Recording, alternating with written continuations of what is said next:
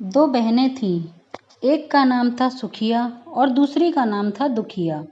दोनों का भाग्य उनके नाम जैसा ही था। दुखिया गरीब थी और बहुत दुखी रहती थी। सुखिया अमीर थी और हमेशा सुखी रहा करती थी। दोनों एक ही गांव में रहती थीं। दुखिया सुखिया के घर काम करती, साफ सफाई करती, खाना बनाती और जो खाना बच जाता वह खाना सुखिया दुखिया को दे देती थी। इसी तरह दुखिया का घर चलता था। समय बीतता गया। दोनों के बच्चे भी थे। सुखिया को 2 पुत्र थे और दुखिया को भी 2 पुत्र थे।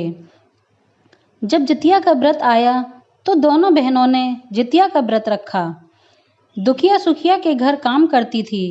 व्रत के दिन दुखिया ने सुखिया के घर जो चावल फटका, उससे जो खुर्दी निकली वह अपने लिए रख ली और चावल साफ करके सुखिया को दे दी। फिर साग की चुनी बढ़िया वाला साग सुखिया के लिए रख दिया और जो डंठल था वह अपने लिए रख लिया। अब दुखिया ने सुखिया के घर खाना बनाकर रख दिया और अपने घर चावल की खुर्दी और साग की डंठल लेकर आ गई। खुर्दी का चावल और साग की डंठल बनाकर वह खाना अपने बच्चों को खिलाई और खुद भी खाई। उसके बाद दुखिया सोने चली गई। आधी रात में एक बूढ़ी औरत उसके घर पर आकर दरवाज़ा खटखटाती है। तो दुखिया पूछती है, कौन है? तब बुढ़िया बोलती है, बेटा हम हैं। दुखिया ने उठकर फाटक खोला और पूछती है, अम्मा आपको क्या चाहिए? इतनी रात में आप कहाँ किस लिए आई हो?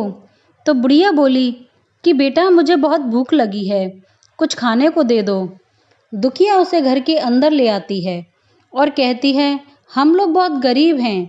आज मैंने खुर्दी का चावल और साग की डंठल बनाया है, क्या आप वो खाएंगी?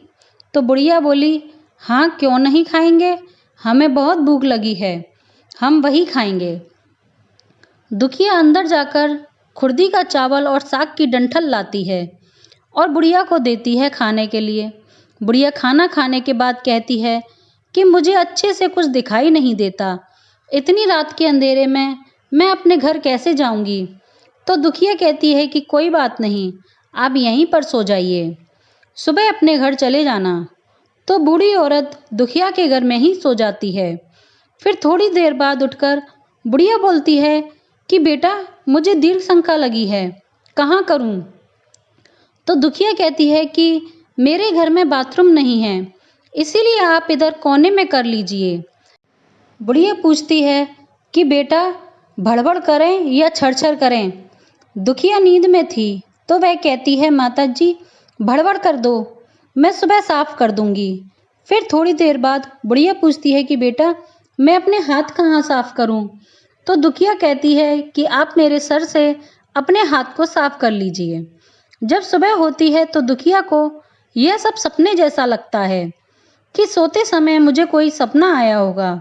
वह ज़्यादा कुछ नहीं सोचती और नदी में नहाने के लिए चली जाती है। जब वह नदी में नहाती है और अपने बाल धोती है तो उसके बालों में से होते हुए जो पानी बहता है वह सोने का पानी होता है। आसपास की सभी महिलाएं यह देखकर चकित हो जाती हैं और कहती हैं कि तुम्हारे बालों में से तो सोने का पानी गिर रहा है, क्या बात है? फिर उसे रात की सारी बात याद आती है। वह दौड़कर अपने घर की ओर भागती है, यह सोचकर कि उसका घर दीर्घ शंका से गंदा हुआ होगा, पहले उसको साफ करना होगा। जब वह अपने घर में जाती है तो देखती है कि घर के हर कोने में ढेर सारा सोना बिखरा पड़ा होता है। यह देखकर दुखिया बहुत खुश हो जाती है और सोचती है कि जीतमान बाबा की कृपा है, यह सब जो माता का रूप धारण कर मेरे घर आए हैं और मुझे इतना आशीर्वाद दिया।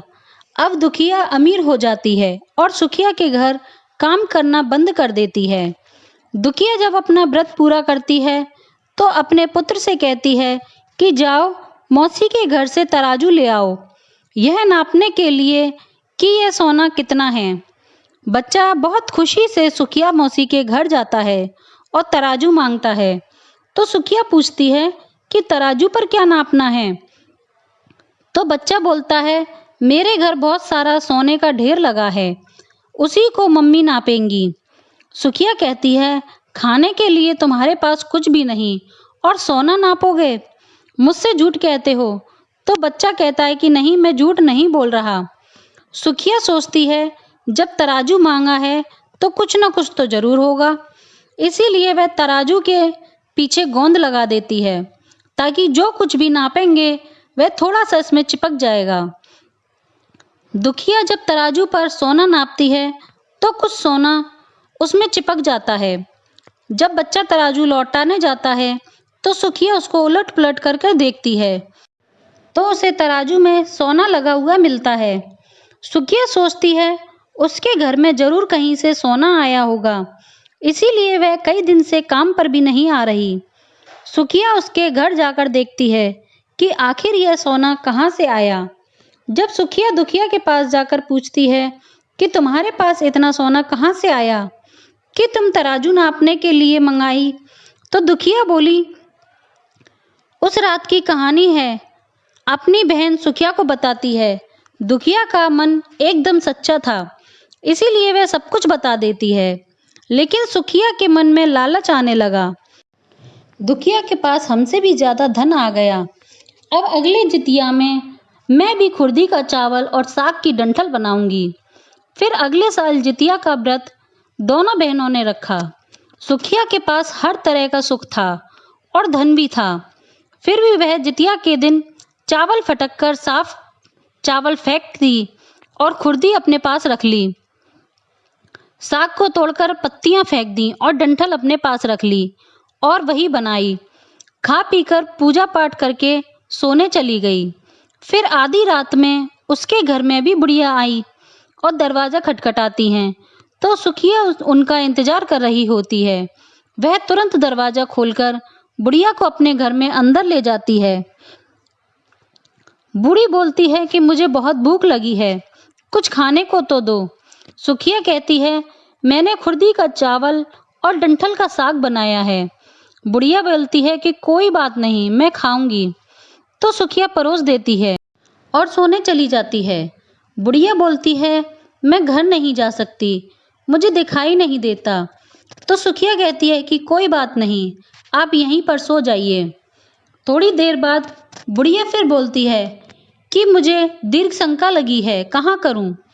तो सुखिया कहती है, वहीं कोने में कर लीजिए। फिर थोड़ी देर बाद बुढ़िया पूछती है कि भड़बड़ करें या छरछर? इस समय सुखिया को याद ही नहीं आता कि दुखिया ने क्या बोला था। तो सुखिया बोली, माँ छरछर कर दीजिए। फिर बुढ़िया पूछती है कि बेटा मैं अपने हाथ कहाँ साफ करूं? सुखिया कहती है, मेरे सिर में साफ कर लीजिए। बुढ़िया अपना हाथ सुखिया के सर में साफ कर लेती है। जब सुखिया सवेरे उठती है तो उसका पूरा घर गंदगी से भरा होता है और उसके बाल में भी बहुत गंदगी लगी होती है। यह सब देखकर सुखिया बहुत दुखी हो जाती है और उसे बहुत गुस्सा भी आता है। वह अपनी बहन दुखिया को बुलाती है और उससे गुस्से में कहती है कि तुमने हमसे झूठ कहा और मेरा पूरा घर गंदा करवा दिया। तो दुखिया पूछती है कि तुमने क्या कहा था, भड़बड़ या छरछर? तो सुखिया कहती है, मैं तो छरछर बोली।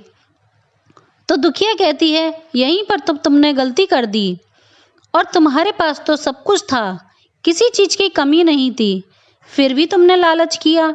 मेरे पास तो कुछ भी नहीं था, तुम्हारे पास तो सब कुछ था। तुम्हारे घर जीतमन बाबा भेष बदल कर आए, लेकिन फिर भी तुमने उन्हें अच्छा खाना नहीं दिया।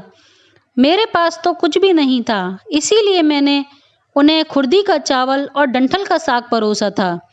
तुमने अपने घर आए भगवान का अपमान किया। सब कुछ होते हुए भी तुमने साग और भात खिलाया। तुम्हारे पास सब कुछ होते हुए भी तुम्हें लालच नहीं करना चाहिए था, इसीलिए तुम्हारे साथ बुरा हुआ। तो दोस्तों, आपको यह कथा कैसी लगी कृपया करके कमेंट में ज़रूर बताएं। वीडियो पसंद आया हो तो लाइक करें और चैनल को सब्सक्राइब करें। धन्यवाद।